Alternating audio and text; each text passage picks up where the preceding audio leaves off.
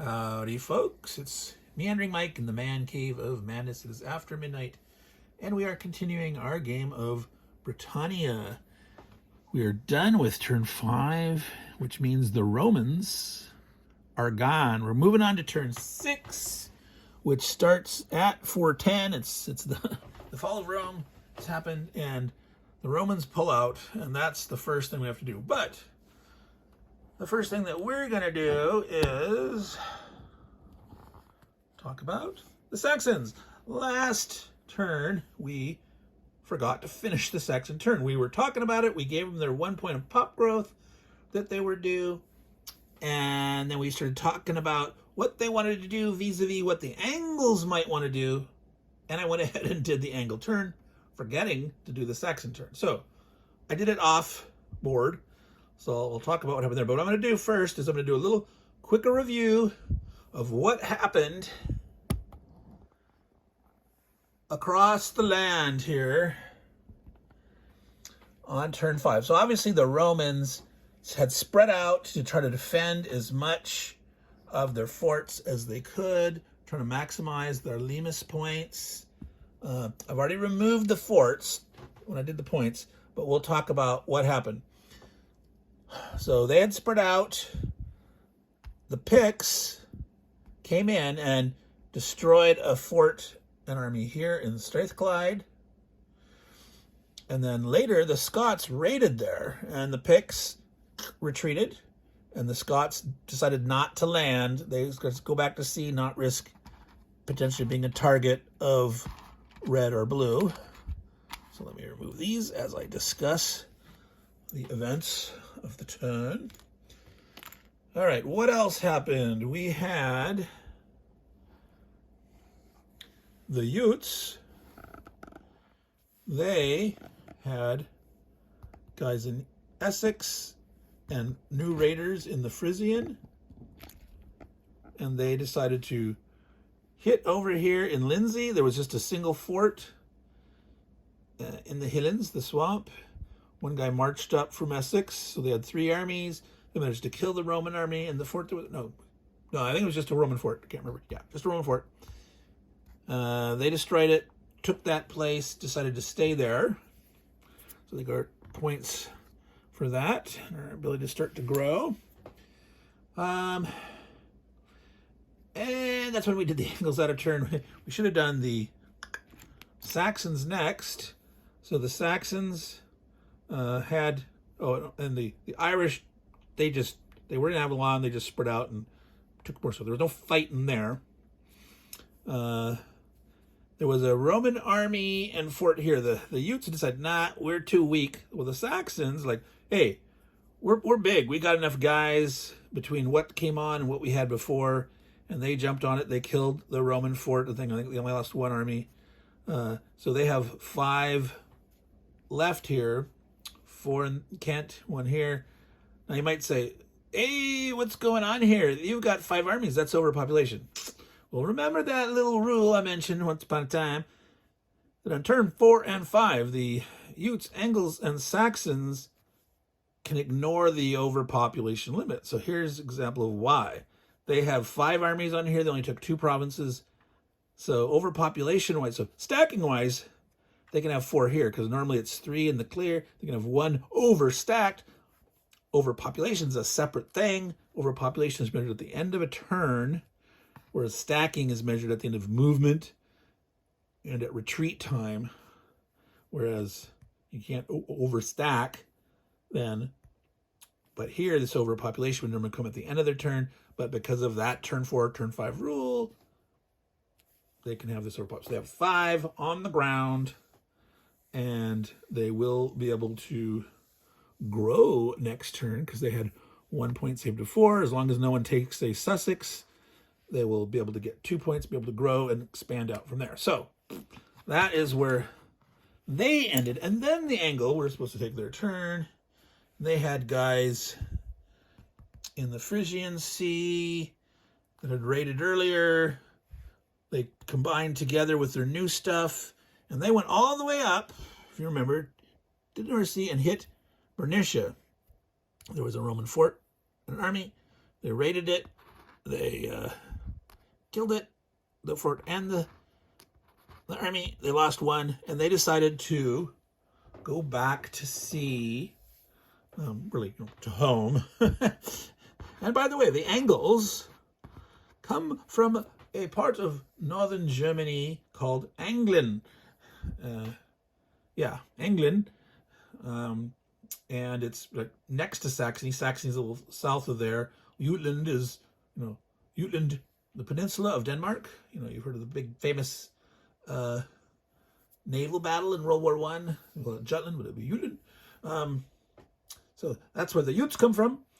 So all up there, Denmark, northern Germany, that's where the Anglo-Saxon Utes are coming from. All right.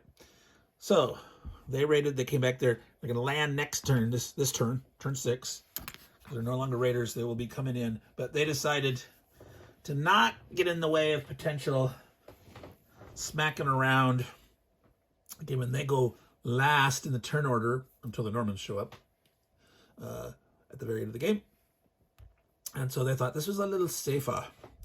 All right, so we are ready to proceed with turn 6. However, let's discuss the points that the Romans got. So we removed all the forts, but before we did that, we counted Limes points, okay? The Romans scored 18 Limes points. So with the 33 they had from before, they're up to 51 points. Is that good? Is that bad? Well, I think it's about average-ish. Some wisdom on the internet I've seen is between 45 and 60 points for the Romans. 60 seems very high to me. That would be very difficult to get, and it would totally make you a target if you were up at 60 points. But 51 seems pretty solid. They didn't get as many Limes points as they could. They did manage to get in and get conquer points. They got a full 33, and a lot of times people are only at about 30, maybe even less, because they did make the Welsh submit. I believe they got 2 points out of that, and they did get 2 of the high point Pictish lands, so they did decent there. Not as good as they could have on Limes points, but overall, that's a solid score. The poor green Welsh player only got a total of 11 points, 5 from the Utes, 6 from the Caledonians, none from the Welsh, because they submitted. That was one of the problems here. The advantage of the Roman strategies of busting in here. The Welsh are strong. They will make a good comeback, but they didn't get any points at all. The red player, the Brigantes, only got 3. They didn't get to score any other points, but they're also really strong. They'll make a good comeback. The Irish managed to score 3. The Saxons scored 8 overall. The blue player, the Belgians, got 6. I'm not sure if that's great or not. I don't really remember an average performance for the Belgians. They can, if they survive, they can be a nuisance, but they don't score any points after turn 4 for territories until the very, very end of the game if they survive. So, killing a few Roman armies and/or forts are the way to go for them. I'm gonna say 6. Might be average-ish, maybe a little low. Picts scored 11, which I think is not bad. The Angles 7, which I think they've only been around for 2 turns. I think that's not bad. So all in all, I think the Greens hurting point-wise, but the Caledonians did manage to get back all 3 of their territories up there, and the Welsh is strong. The Green gets their heyday when the Danes come in, so they'll have their time. And if the Utes never score many points, if they can get lucky and grab Kent early, Kent there, but it's difficult to get Kent for the 4-pointer, in turn 4, unless someone's like cooperating with him to hit that early, or the Roman purposely is not defending it or something. But All right, so that's enough of the points. We will cover quickly where those 18 Lemus points came from. So the biggest ones, of course, were Cheshire and York, as we mentioned. That's why they were double defended. Those were 3 points each. North Mercia, South Mercia, Huis, and Norfolk were 2 points each. That's 8. That's 14. Now, you don't see it on here, but there was a fort here in March. That was removed. So that was 1 point. There was a fort up here in Lothian. That was worth 1 point. That was removed. Bernicia was something that the Angles destroyed, so they didn't get points there. There was a fort in Dunedin, but that's not worth any points. Remember, Lemus points only for certain territories within England itself.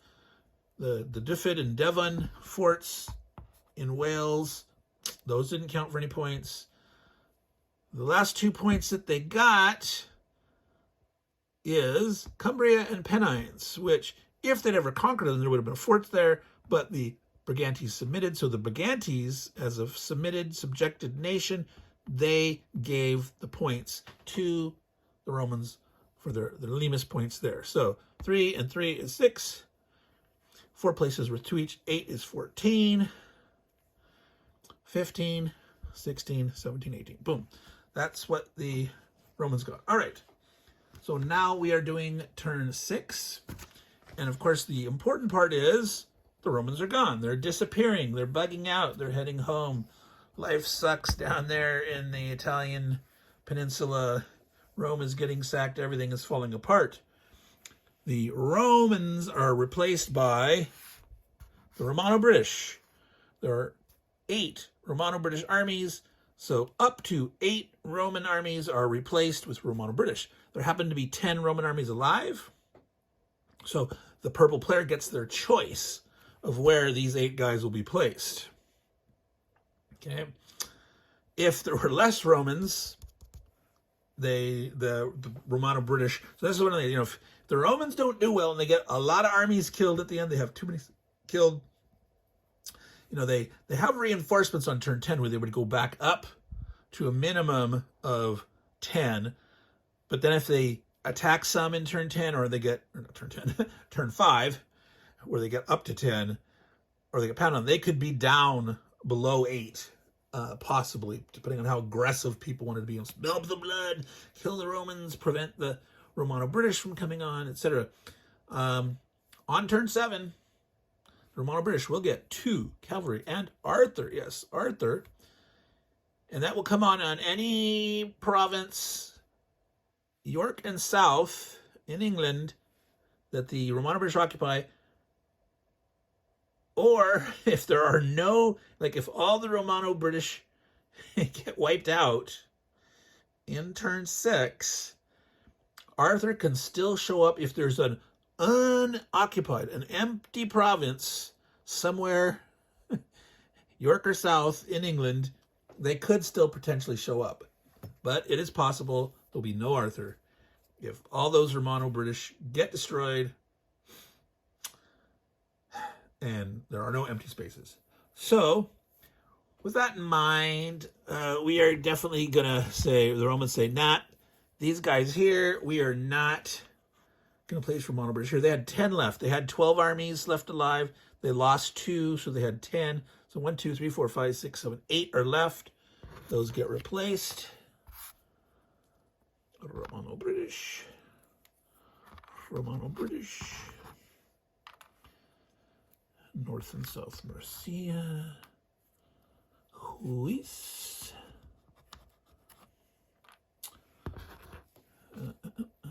And 2 in Cheshire. No, I do not know if they are famous for cats or not. And York. All right. So there we go. That happens at the beginning of the turn. The Romans are gone. The Romano-British are now a normal country that can start doing population growth, except not this turn. So they're arriving as reinforcements, replacing the Romans. They will be able to get population starting on turn 7 if they're still alive. But right now, this is what they got. And it is their turn. So, let me remove the Roman card. Romano-British. So let's take a quick peek at their victory conditions. So next turn, turn 7, if they're alive, they can get 1 per English area. That's at the end of turn 7. All people done and gone. So that means they have to survive turn 6 and through turn 7. They're going first. So we will see, especially given there's a big blood feud going on. So the Romano-British can get 1 point each for destroying Utes, Angles, Saxons that they kill during their turn. So when they attack, any Utes, Angles, or Saxons they kill can score them a point. But if in the Utes, Angle, or Saxon turns, they attack the Romano-British, and the Romano-British kill something during that process, they don't get the points for it. And that same reverse thing applies with the Utes, Angles, and Saxons. They get points for killing Romano-British during their turn. They do not get any points when the Romano-British attack them and they manage to cause a casualty. So it's an incentivized to be aggressive and attack. You can also kill Hengist. Hengist is the leader that is showing up this turn, turn 6, which means no, he's not showing up until after the Romano-British go. They show up in the invasion and pop growth phase of the Saxons. So on turn 7, before the Saxon, they have a chance of killing Hengist. So they have to survive turn 6 and then have guys in position ready to strike and try to kill Hengist to get those nice 3 points. So we shall see. Now, yeah, Arthur 2 Cavalry, that's the notes. Arthur and 2 Cavalry show up on turn 7. No Romano-British population increase turn 6. So this is what they got. They got their 8 infantry. Let's see, I did not pull out onto the board the rest of the guys here. I should have done that here before I spill all this crud all over. So this huge stack here, whoops. All right. That is the Saxon wave. 8 Saxons led by Hengist. Let's see, let's make sure that's 8. 1, 2, 3, 4. 1, 2, 3, 4. Yeah. And they show up in the Frisian Sea. 3 Angles. Let's see here. We've got this stack here. Oh, they're flowing apart. 3 Angles are showing up in the north. See, and these are no raiders. No raiders there for the Angles. Let's see, the Saxons are not. Wait. Whoa. All right, this is a problem with this thing here. That is not italicized, is it? No. That is. They should have never, ever done that as a mechanism for stating who is a raider or not. Something much more obvious, like, putting an R next to it, or underlined or something, but italics can be hard to pick out. All right, 3 Angles in the north.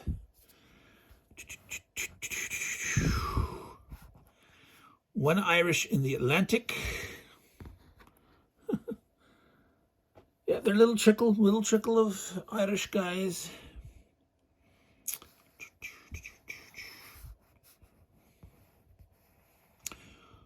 Turn 6, 2 Scots in the Irish. All right, 2 Scots in the Irish, and they're not raiding. No, they are not. It is not italicized. 1 Ute Ute, ute, ute. In the English Channel. All right, so 8 Saxons with a leader. Major invasion. Saxons go next to the last before the Angles. So all these Angles are like, hey, we're staying out of the way. We get to bat cleanup and see what we can do. All right. The Utes are trickling on with a little more. The Irish, the Scots. So the Scots are not bad at 4, but their big wad is coming next turn, turn 7, as we mentioned. You got a whole whopping 3 more, led by Fergus, and that's it. That's like the entirety of the Scots. I don't think they get any more after that. I don't think turn. Oh, there's 1 more on turn 8. They get a little bit more trickling in, but yeah, if they don't make that that Fergus invasion do something. All right. So Romano-British, what do they want to do?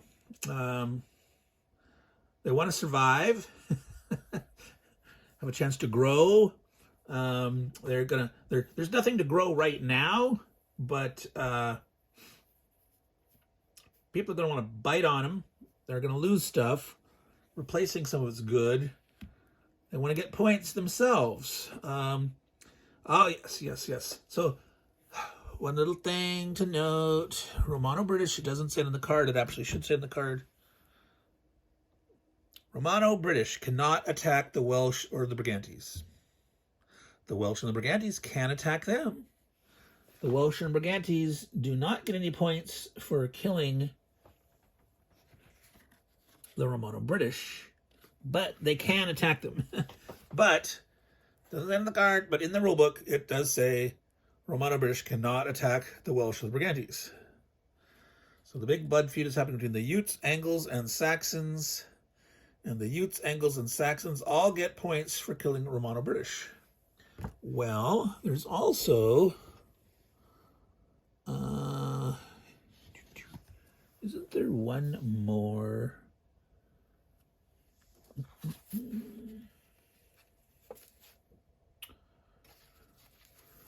No, maybe not. I thought there was like one more guys that could get points for killing Romano-British. Nope. Not that I'm seeing. All right. No points for it, but they can do it. All right, so.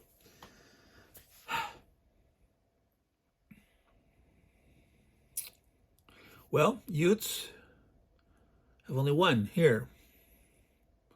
No points for Brigantes. No points for these guys. No points for the Irish. Was the Irish?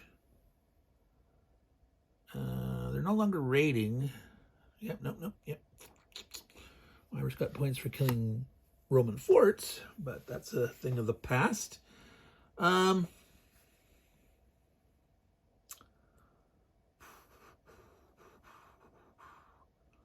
What do... Boy, see, this is a lot of Angles. It's like, dang, if you get in their way. The Angles really like York in turn 7. The Angles can get 3 points for York. But they get to go last. So we're going to turn 6, they're going to get to go. And then on turn 7, they'll get to go last. A lot happens before then. The Romano-British can hold York. They can bring in on turn 7 their Arthur there. Like plant a flag in the ground and say, here's Camelot. We are establishing the round table. Come get it, you meanies.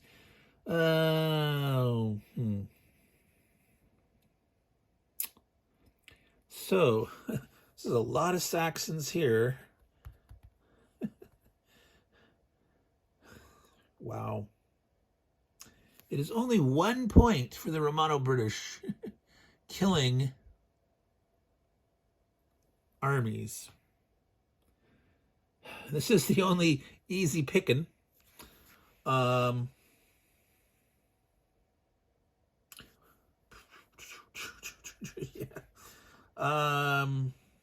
Dang.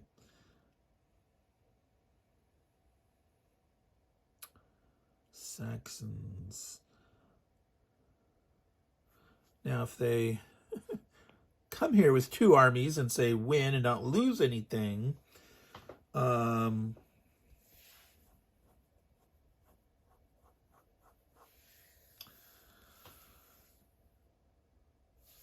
having 2 guys here, if these guys coming out, if they wanted to overrun, they'd have to have 4 against Essex. But these guys have that major invasion, so they don't mind at all. With Hengist, like, we'll jump on you and kill a stack. Oh boy, yeah, these guys could land right here in York.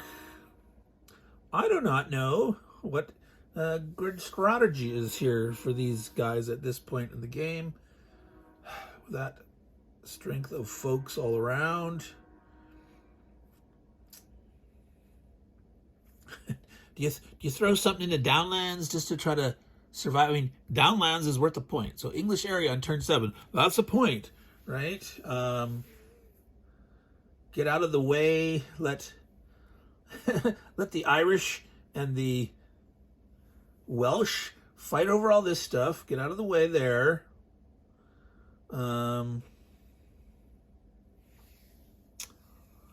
Same thing. Again, the Brigantes and the Welsh fight over this. The Scots can't come south of Cumbria, I think, or even Galloway, I think it was. They have to go this way. The Utes potentially could move one to the Atlantic and land here. Wow. That seems odd and strange. No, can't land north of Cornwall. So the Utes can go as far as Cornwall, way over there, and up here to Mar. But yeah, they can't land there.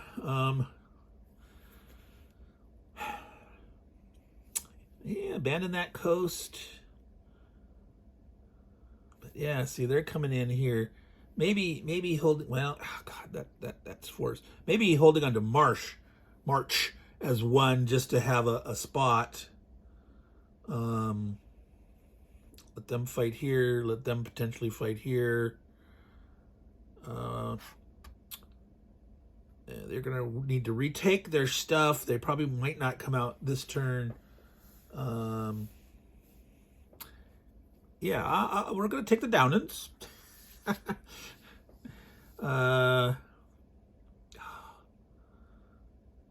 There's just something about, like, I want to beat on... Essex is such a target, though, for other guys.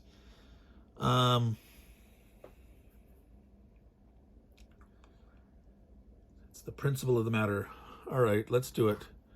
They're going to come in. They're gonna South Mercia, North Mercia.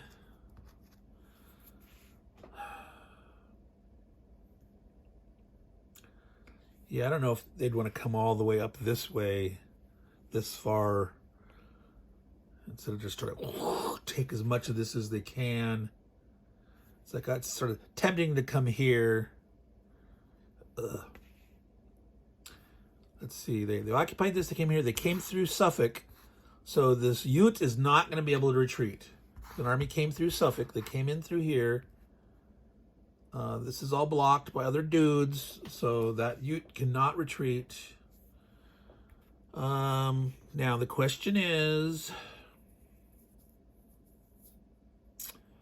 do they put 3 in York?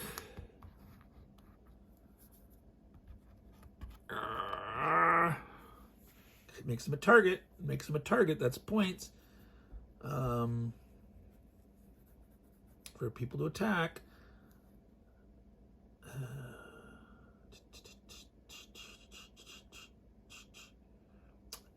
They don't mind having empty spots, because if they all team up and kill all the Romano-British, at least Arthur can potentially come back in an empty spot down here. There are some empty spots left.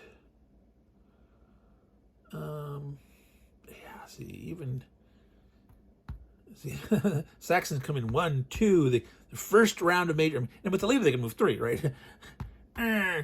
Second round, there's no place safe. There's absolutely no place safe Other than, no, they could be mean and they could jump into Powys.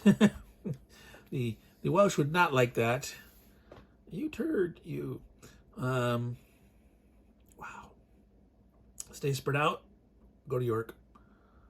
It's too much of a single target. I'm gonna do the spread out thing a little bit. This might not be the wisest, but I think this might be a little better.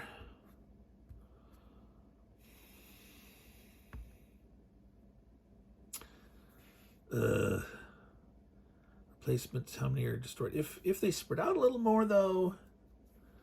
See, what if they take March, leave Cheshire open, leave Huis open. This gives them a potential place to retreat to here if they're hit. That 1, 2, 3, 4.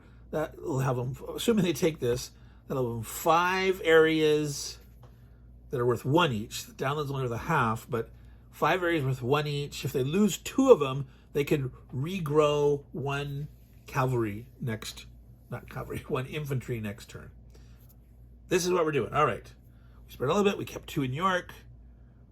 North Mercia, South Mercia moved into Marsh.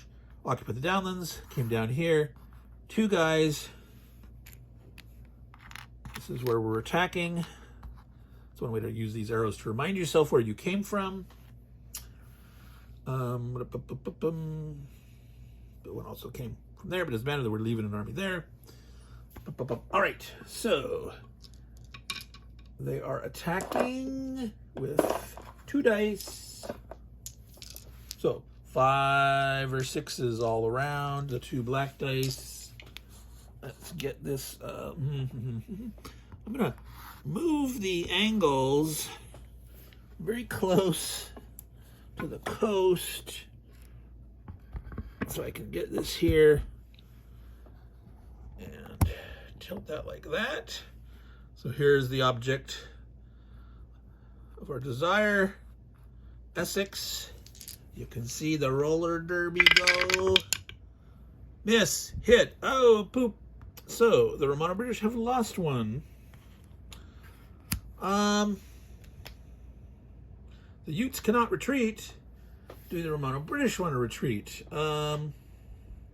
Stay and fight a 50-50. No, I think they're more cautious than that. All right. Now the question is, let's see, we moved 1 here, 1 here, 1 here. So we can. Where did they come? We can lose 1 or the other. We can. If we retreat to here, or we could retreat to here, where we came from, deciding which one we killed. Might as well stay spread out. Let's go back to here. Stay alive, but stay spread out. Make people, well, again, no, Saxons are going to come in there and beat the snot at them, but at least leave 2 on the coast to penetrate in. Oh, they're going to penetrate all over the place. But with their leader, the leader can only be in 1 combat. The leader can let them move into. One advantage of the leader is you could potentially move into the Highlands and not stop. So it's like if they wanted to attack the Essex, they could overrun, leave 2 behind, come into Downlands, leave 2 behind, and the leader could go on to Huis, for example. They're not going to do that. That makes no sense at all. But that's an example of the leader's benefit of being able to not have to stop in the Highlands. Yeah, they're going to retreat. They didn't get there. So the Ute did not get a point because they killed the Romano-British army, but it was not during their turn. So no points were scored for that. All right. And there was no population growth for the Romano-British. Let's get this puppy out of the way. All right, we are 34 minutes in. Let's go through our original cast. The Romano-British are there instead of the Romans, but we have no Belgium. But the Welsh can go, the Brigantes go, the Picts and the Caledonians. Let's get that much done. Or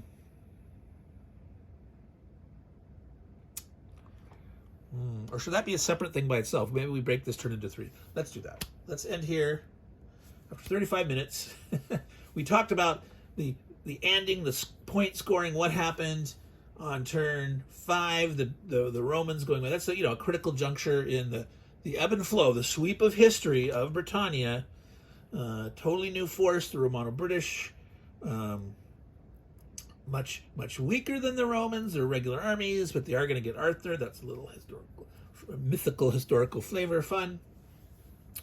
But boy, oh boy, are the the invaders now coming in big time. So things are going to heat up more and more. So let's cut it there.